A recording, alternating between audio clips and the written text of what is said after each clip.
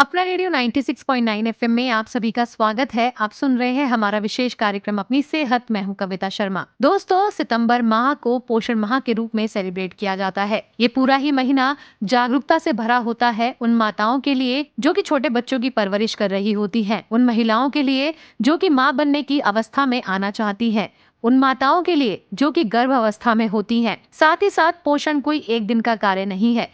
पोषण हम सबके लिए अनिवार्य है, लेकिन ये सबसे ज्यादा जरूरी तब हो जाता है जब छोटे बच्चों की बात आती है। आरंभ के 2 सालों में दिया जाने वाला अच्छा पोषण बच्चे के विकास के लिए सबसे जरूरी होता है। शुरू में विशेष रूप से स्तनपान कराना, 2 साल या उससे अधिक समय तक स्तनपान जारी रखना और 6 महीने के बाद उम्र के अनुसार शुरू होने वाले अच्छे और सुरक्षित पूर्ण आहार देने की शुरुआत करना बचपन में शारीरिक विकास में बाधा को दूर करने और बाल कुपोषण के चले आ रहे एक दौर को खत्म करने के लिए बहुत ही महत्वपूर्ण है। तो चलिए आज के इस कार्यक्रम में हम जाने कि किस तरह से छोटे बच्चों के लिए पौष्टिक आहार जरूरी होता है और किस तरह से छोटे बच्चों की देखभाल करनी चाहिए आहार के लिए।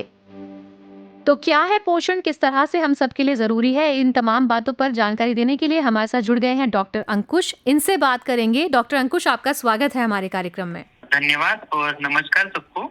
डॉक्टर अंकुश, हमारा पहला सवाल है कि जिस तरह से हम पूरा ही सितंबर महीना जो है वो पोषण माह के रूप में सेलिब्रेट करते हैं, तो आखिर पोषण को कैसे समझा जाए और उद्देश्य क्या है इस मंथ को सेलिब्रेट करने का?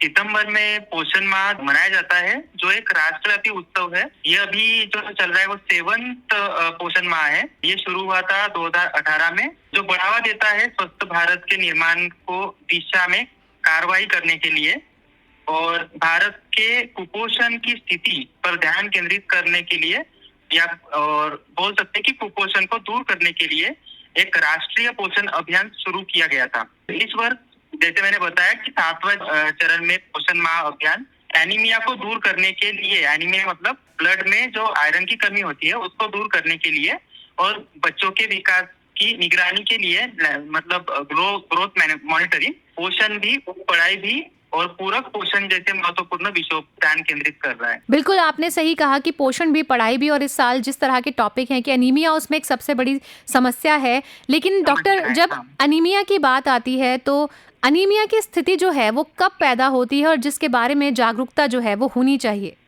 एनीमिया की वैसे तो सभी मतलब एज ग्रुप्स में पाया जाता है, पर ज्यादातर हम देख सकते हैं कि जो प्रेग्नेंट लेडीज होती है, मतलब प्रेग्नेंट वुमन एंड बच्चों में, इनमें ज्यादातर आयरन की कमी पाई जाती है। मतलब एनीमिया उनमें ज्यादा पाया जाता है। तो उसके अलग अलग रीजंस हो सकते हैं। अब जब गर्भावस्था की आपने बात कही है कि गर्भावस्था के दौरान जो है एनीमिया हो जाता है गर्भवती महिलाओं को, तो इसीलिए ये अभियान जो है सार्थक रहता है। तो ऐसे में गर्भवती महिलाएं जो हैं वो किस समय से और किस तरह से अपना खान पान जो है उसका ध्यान रखें जिससे कि समस्याएं ना हो, इसके बारे में क्या कहना है?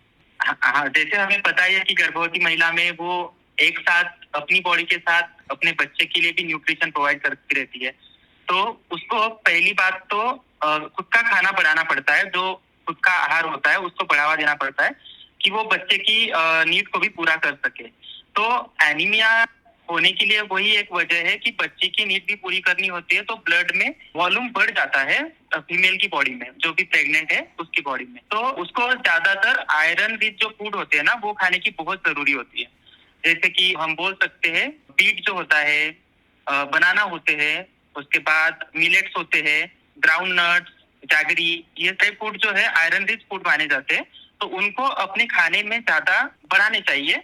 जो उनका नॉर्मल खाना होता है उसके साथ ऊपर से ज्यादा चीजें खानी चाहिए। अब जब बात आती है गर्भवती माता की, शिशु की, तो जो छोटे बच्चे होते हैं, नवजात चाइल्ड होते हैं, बच्चे होते हैं, कैसे पता लगाया जाए कि वो बच्चे कुपोषित हैं या उनको पोषण पूरा नहीं मिला प्रेगनेंसी के दौरान? सबसे पहले तो उनमें वजन कम होना एक कॉमन मतलब साइन है। वजन कम होते हुए हमें दिखता है। उसके साथ ही उनकी भूख कम, मतलब भूख खाने की जो भूख होती है वो कम होती जाती है दिन ब दिन। दूसरी चीज है फिर उनमें जल्दी थकावट होना, कमजोरी से मतलब कमजोरी जल्दी आती है। जैसे कि हम नॉर्मल में देख सकते हैं कुछ खेलने के बाद कमजोरी आती है जैसे बच्चों में, पर ऐसे जो जिनमें मतलब न्यूट्रिएंट की कमी होती है, मतलब कुपोषित जो होते हैं, उनमें जल्दी मतलब कमजोरी आती है ज्यादा कुछ खेले बिना भी। तो ये सारे कॉमन साइन है वैसे तो, कि जल्दी कमजोरी आना और भूख ना लगना, साथ में जल्दी थकावट होना, ये कॉमन है। डॉक्टर अंकुश, छोटे बच्चे जो कि बिल्कुल 6 महीने तक के जो बच्चे होते हैं, उनके पोषण हाँ की बात अगर करें, क्योंकि अगर पोषण की ज़रूरत है तो क्या जब एक महिला प्रेगनेंसी प्लान करती है, क्या उसी वक़्त से अपना डाइट चार्ट जो है वो डॉक्टर से जान लेना चाहिए? या कोई महिला जो इस चीज़ को नहीं फ़ॉलो कर पाई, अब उनका बच्चा अगर इस दुनिया में आ गया है, तो 6 महीने तक के शिशु के लिए क्या पॉसिबल होता है कि वो वापस से पोषण पर भरपूर मिल पाए, तो कैसे? जैसे कि आपने बोला कि 6 महीने तक का बच्चा, तो 6 महीने तक बच्चे को पूरी तरह से माँ के दूध के ऊपर निर्भर रहना होता है। तो माँ मतलब जैसे कि बच्चे के लिए जो भी न्यूट्रिएंट चाहिए वो माँ के दूध से जाने वाले होते हैं। तो दूध में बढ़ाने के लिए माँ को ही सब कुछ खाना पड़ेगा।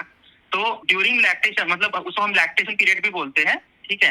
तो उसमें ना न्यूट्रिएंट बढ़ाने के लिए लैक्टेशन टाइम में उनको ज्यादा प्रोटीन और कार्बोहाइड्रेट खाने की जरूरत पड़ती है। साथ ही दूध में से बस खाना ही नहीं जाता बच्चे को, तो इम्यूनिटी बढ़ाने के लिए जो जो भी मतलब चीजें चाहिए होती है, तो इम्यूनिटी भी बढ़ाता है। इनडायरेक्टली हम बोल सकते हैं कि खाना ही नहीं, पर रोग को प्रतिबंध करने की जो शक्ति होती है वो भी माँ के दूध से प्रोवाइड होती है।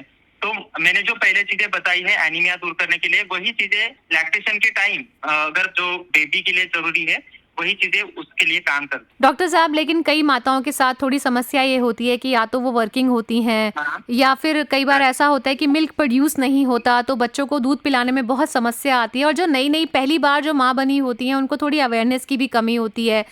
ऐसे में अगर कोई बच्चा माँ का दूध पर्याप्त मात्रा में ना ले पाए, तो क्या उसमें आसार होते हैं कि वो कुपोषित हो जाएगा? हाँ बिल्कुल, क्योंकि जैसे मैंने बताया 6 महीने तक माँ के दूध पर ही निर्भर होना होता है। कुछ हम ज्यादा से बाहर से मतलब खिला ही नहीं सकते, उसको ही एक्सक्लूसिव ब्रेस्ट फीडिंग बोलते हैं। जैसे कि अब माँ अगर वर्किंग है तो वो फिर एक्सप्रेस मिल्क करके एक टर्मिनोलॉजी है, जिसमें हम माँ का दूध जो है वो एक बॉटल में भर के रखते हैं, और वो बॉटल से उसको घर में जो भी रहते हैं केयर गिवर वो प्रोवाइड करेंगे।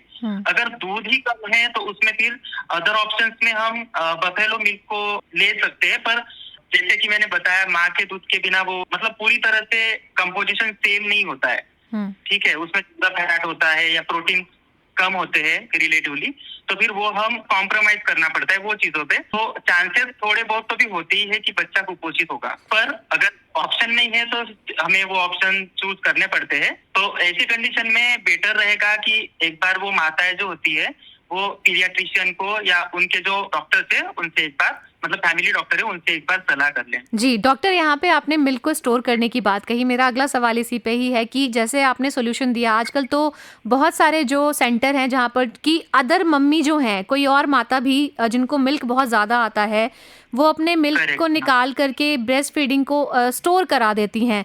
तो एक तो पहला सवाल मेरा यही है कि क्या किसी और माता का दूध किसी और बच्चे को पिलाया जा सकता है? हाँ हाँ, पिलाया जा सकता है।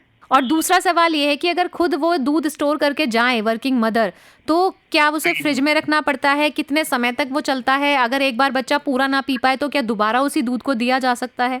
ऐसी कंडीशन आती है जिसमें दूध निकाल कर रखना और उसके बाद पिलाना है। तो जो भी दूध एक्सप्रेस करके रखा है, मतलब निकाल के रखा होता है ना बॉटल्स में, उसको 4 घंटे के अंदर पिलाना बेटर रहता है। तो 4 घंटे तक उस दूध को स्टोर किया जा सकता है बच्चे के लिए? हाँ, 4 घंटे तक पिलाना अच्छा होता है। उसके बाद वो दूध में फिर इन्फेक्शन के चांसेस वगैरह बढ़ जाते हैं, तो वो बेटर है कि अवॉइड करें। अब सर, जब बच्चा 6 महीने का हो जाता है तो बहुत सारे डॉक्टर्स कहते हैं कि 6 महीने के बाद जो बच्चे टॉप फीड करते हैं, फॉर्मूला मिल्क पीते हैं, उनको सॉलिड देना स्टार्ट करना चाहिए। तो मान लीजिए कि अगर किसी बच्चे ने मदर फीड नहीं किया उतना ज्यादा, तो क्या सॉलिड फूड जो है वो न्यूट्रिशन वापस उसमें ला सकता है क्या? हाँ हाँ, बिल्कुल ला सकता है। जैसे कि 6 महीने बाद दूध पूरी तरह से बंद करना नहीं होता है, दूध तो शुरू रहता है, माँ का दूध जो पिलाना रहता है वो शुरू ही रहता है, पर उसके साथ हमें कॉम्प्लीमेंट्री फूड देना होता है। तो कॉम्प्लीमेंट्री फूड जैसे आपने बोला कि सॉलिड फूड या सेमी सॉलिड फूड भी वो प्रोवाइड कर सकते हैं। और वो जैसे कि हमें ट्रांजिशन फेज होता है, वो मतलब बच्चा जो है दूध से खाने के ऊपर हम उसको परावर्तित करना होता है। तो वो ट्रांजिशन फेज में अगर हम सेमी सॉलिड या सॉलिड फूड देते हैं तो वो बच्चा धीरे धीरे उसके ऊपर निर्भर होना शुरू होता है, और हमें बाद में माँ का दूध बंद भी तो करना है आफ्टर मतलब 2 साल तक। तो अभी मतलब 6 महीने बाद ही स्टार्ट कर दिया तो वो इजी हो जाएगा 2 साल तक बंद कराना। डॉक्टर अंकुश, छोटे बच्चों का जो डाइट है 6 महीने के बाद, थोड़ा सा हमें बताइए कि उनको क्या क्या दिया जाना चाहिए, कितनी कितनी क्वांटिटी में, क्योंकि इतना छोटा बच्चा, मम्मियों की ये शिकायत अक्सर रहती है, तो खाता ही नहीं है, अरे ये तो खाता ही नहीं है, तो उनको पता ही नहीं होता कि कितनी उस छोटे से बच्चे की डाइट है, तो उसमें क्या क्या शामिल किया जा सकता है और कितने कितने समय पर उन्हें खिलाना चाहिए। जैसे कि हम 6 महीने के बाद सेमी सॉलिड, जैसे मैंने बताया, तो खिचड़ी वगैरह हम खिला सकते हैं। मेन थिंग है कि हमें उनको प्रोटीन और कार्बोहाइड्रेट रिच फूड ज्यादा देना है। तो फ्रेश फ्रूट्स जो होते हैं वो, उसके साथ हम घर में जो भी चावल या कुछ भी खाते हैं, तो उनको ना थोड़ा सेमी सॉलिड फॉर्म वाले जो फूड होते हैं, जैसे खिचड़ी मैंने बोला एग्जाम्पल, तो ऐसी चीजें हम दे सकते हैं। और कितनी बार देना है, जैसे बच्चा डिमांड करता है, उसको भूख लगती है, उसके हिसाब से देना होता है पहली बात। पर अगर बच्चा ज्यादा ही कमजोर लग रहा है और वो फूड नहीं खा पा रहा है, तो उसको खुद से खिलाना पड़ेगा, उसको मोटिवेट करना पड़ेगा घर पे, जो कि हमेशा मोस्टली घर में जो माँ या जैसे फादर होते हैं वो करते ही है। पर नहीं खा रहा है तो उसको फिर एक बार मोटिवेट करके भी नहीं हो रहा है, तो उसके बाद फिर फैमिली डॉक्टर या पीडियाट्रिशियन को दिखा सकते हैं। ठीक है। और साथ में ना पीरियड बहुत क्रूशियल पीरियड है, जो 6 महीने से 5 साल तक हम बोल सकते हैं, वो पीरियड में वैक्सीनेशन भी साथ में चलता रहता है, इम्यूनाइजेशन जी। तो इम्यूनाइजेशन के लिए पोषण कॉम्प्लीमेंट्री हम नहीं बोल सकते, बल्कि पोषण के साथ इम्यूनाइजेशन कॉम्प्लीमेंट्री हो जाता है। जैसे कि पोषण हम देंगे तो उसकी इम्यूनिटी वैसे ही बढ़ जाएगी, पर हम अगर बिना पोषण के बस इम्यूनाइजेशन करते हैं तो वो उतना काम नहीं करता, क्योंकि माल नरिश्ड रहता है वो, कुपोषित जो बच्चे होते हैं ना, उनमें इन्फेक्शन के चांसेस बढ़ जाते हैं वैक्सीनेशन देने के बाद भी। तो वैक्सीनेशन बहुत इंपॉर्टेंट बन जाता है अलॉन्ग विद पोषण। मतलब पोषण के साथ वैक्सीनेशन, दोनों का कॉम्बिनेशन जो है वो बहुत महत्वपूर्ण बन जाता है, ये 6 महीने से लेके 5 साल के बीच के बच्चों के लिए। डॉक्टर, बहुत अच्छी जानकारी आपने दी है, लेकिन एक सवाल, जैसे अभी आपने कहा कि छोटे बच्चे जो होते हैं उनमें डिफिशियंसी हो जाती है और अनीमिया की जहाँ तक बात है, तो डॉक्टर यहाँ पर मैं पूछूंगी कि क्या छोटे बच्चों के लिए, जो 5 से 7 साल के बच्चे हैं, कई बार वो शिकायत करते हैं कि उनके घुटनों में दर्द है, उनके पैरों में दर्द है, तो क्या ये भी आयरन डेफिशिएंसी हो सकती है? अगर हाँ, तो क्या इतने छोटे बच्चों के लिए भी कोई टेस्ट होता है जिससे हम पता लगा सकते हैं कि इनमें न्यूट्रिशन की कमी हो रही है? वैसे तो छोटे बच्चों में अगर घुटनों की तकलीफ है या कुछ मार लगा है, दर्द हो रहा है, तो ये सारी मोस्टली आयरन की डेफिशिएंसी नहीं है, वो कैल्शियम की डेफिशिएंसी से हो सकती है। ठीक है। आयरन की डेफिशिएंसी से, जैसे मैंने बताया कि थकावट होना, वो सारी चीजें होती है, भूख कम लगना, कमजोर सा लगना, बट जोड़ों में दर्द वगैरह ये सब उससे नहीं होता है। उससे अगर ज्यादा पूछेंगे तो वो बताएगा कि वो कहीं गिरा हुआ था, कहीं खेलते खेलते कूदते, या फिर जैसे हम बोल सकते गलती से फिसल गया, ऐसे हो सकता है। पर जोड़ों में दर्द है तो हम कैल्शियम की डेफिशिएंसी बोल सकते हैं। और इतनी कम उम्र में क्या हम मतलब जन्म में जो बच्चा होता है उसमें भी आयरन डेफिशिएंसी हम ब्लड टेस्ट करके या कंप्लीट ब्लड काउंट होता है सीबीसी करके, उसको भी जांच करके हम हीमोग्लोबिन के लेवल से पता कर सकते हैं। जी, तो मतलब haemoglobin is the main factor जो कि ये हमें बताता है कि बच्चे में कोई कमी है या नहीं। वो तो आयरन की कमी बताता है हीमोग्लोबिन। वैसे तो ये बहुत बेसिक टेस्ट है आयरन की डेफिशिएंसी बताने के लिए। उसके बाद भी और जांचें होती है जिसमें हम बोन मैरो की एस्पिरेशन भी कर सकते हैं, साथ में ब्लड में आयरन कितना है उसका भी स्टोर निकाल सकते हैं, फिर सीरम फेरिटिन लेवल निकालना होता है। ये एडवांस टेस्ट है आफ्टर मतलब हीमोग्लोबिन जांच करने के बाद हम कर सकते हैं। जी, तो डॉक्टर साहब, कितना हीमोग्लोबिन बच्चों का रेशो रहता है जो कि आपको लगता है कि एक नॉर्मल रेंज रहती है जिससे माताओं को घबराने की जरूरत नहीं है? वैसे तो मेल फीमेल और बच्चों में थोड़ा अलग होता है। तो हम मेल बच्चे अगर समझे तो एक रेंज होती है एक्चुअली 12 से 16 मिलीग्राम पर डेसीलीटर, ये मेल में होता है। और गर्ल्स बेबी जो होते हैं उनमें 11 से लेके 15 तक मतलब मिलीग्राम पर डेसीलीटर। तो डॉक्टर, एक अंतिम सवाल कि अब पोषण की बात है तो बचपन से ही न्यूट्रिशन मिलता है, लेकिन बचपन में जिनको पोषण मिला वो ये सोचे कि हम बड़े हो गए तो हमको पोषण की जरूरत नहीं है, तो ऐसा शायद नहीं है। तो किस तरह का सुझाव आप हमारे लिसनर्स को देना चाहेंगे कि वो हमेशा स्वस्थ रहें?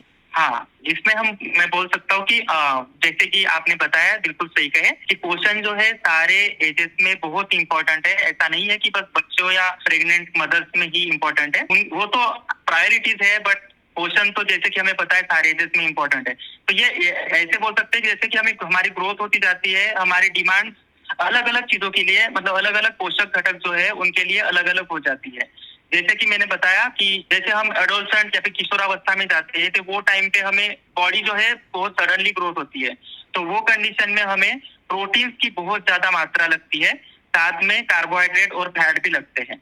वो उसके बाद भी हम अगर बोले, जैसे हम 40 के ऊपर के लोगों की बात करें, तो वो डायबिटिक या हाइपरटेंशन जो पेशेंट होते हैं, तो उनमें ना जैसे डायबिटिक पेशेंट है तो उनको लो ग्लाइसेमिक इंडेक्स वाले फूड खाने पड़ते हैं। जैसे कि हम मिलेट्स बोल सकते हैं, मिलेट्स फूड, गेहूं भी ले सकते हैं, पर चावल बाकी चीजों में शुगर ज्यादा होती है। जैसे अपना नॉर्मल शुगर जो होता है, जो चीनी होती है, ऐसी चीजें अवॉइड करनी पड़ती है। तो ये भी एक पोषण का ही पार्ट है जो हमें अवॉइड करना पड़ता है। और साथ ही में हमें फ्रेश फ्रूट्स और जो हरी सब्जियां है उनको प्रमोट करना चाहिए ऐसे कंडीशंस में खाने के लिए। तो डॉक्टर अंकुश, आपने बहुत अच्छी जानकारी दी और आप हमारे साथ जुड़े, बहुत बहुत धन्यवाद। थैंक यू सो मच कि आपने मुझे ये अपॉर्चुनिटी दी है आपके जो क्वेश्चन थे उनको आंसर करने के लिए।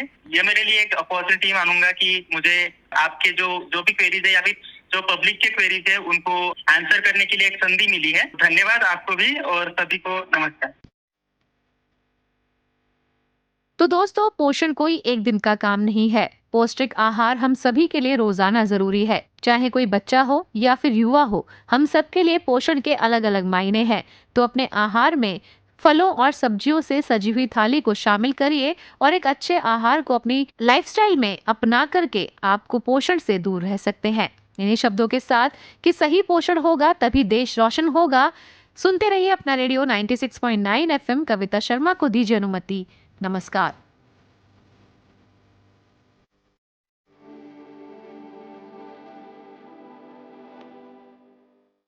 माँ, अब तो 6 महीने का हो गया हूँ माँ। कुछ मजेदार खाने को दो ना। ओले ओले ओले, चल तेरा हाफ हैप्पी बर्थडे मनाते हैं, खिचड़ी तुझे खिलाते हैं। अरे सभा लगी है, ध्यान से सुनना, आंखें कान खोल के सुनना, कुपोषण से ना जूझे मुन्ना। सभा लगी है, ध्यान से सुनना, सभा लगी है, सभा लगी है, सभा लगी है। 6 महीने के शिशु को दूध के साथ साथ पौष्टिक खाना भी चाहिए, जैसे गाढ़ी दाल के साथ चावल, हरी सब्जियां, खिचड़ी, पीले और नारंगी फल और सब्जियां, दही, घी और तेल। नन्हे मुन्ने करेंगे नखरे, माँ से कहना धीरज रखे, धीरज रखे, धीरज रखे, माँ से कहना धीरज रखे। शुरू में 3 से 4 चम्मच खिलाएं, धीरे धीरे मात्रा बढ़ाएं। 1 कटोरी दिन में 2 बार खिलाएं। 7 से 8 महीने के बच्चे को 2 कटोरी, 9 से 11 महीने के बच्चे को 3 कटोरी और 12 से 24 महीने के बच्चे को 4 से 5 कटोरी खिलाएं। रोते हैं, उगलते हैं, नचाते हैं, दौड़ाते हैं, खाना देखकर ये मुंह बनाते हैं। आप ही बताएं, फिर क्या करें? अरे बच्चे की भूख के इशारे समझो, खेल कूद से बहला फुसला के खाना खिलाओ, घर के सदस्य की मदद से बच्चे को बहला के खिलाओ। पहले दूध पिलाओ, फिर खाना खिलाओ, और जब बच्चा बीमार पड़ जाए, खाना ना खाए, तब उन्हें ज्यादा से ज्यादा मात्रा में माँ का दूध पिलाएं, और जब बच्चा ठीक हो जाए तो उसे 1 कटोरी खाना ज्यादा खिलाएं, ताकि बच्चा फिर से हट्टा कट्टा तंदुरुस्त हो जाए। तभी तो सभा लगी है, ध्यान से सुनना, आंखें कान खोल के सुनना, कुपोषण से ना जूझे मुन्ना। सभा लगी है, ध्यान से सुनना, सभा लगी है, सभा लगी है, सभा लगी है।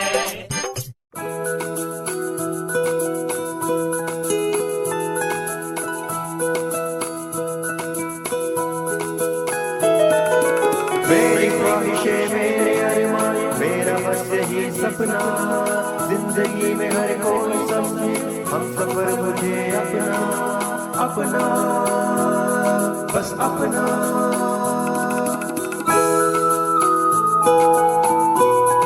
अपना रेडियो 96.9 FM। अपना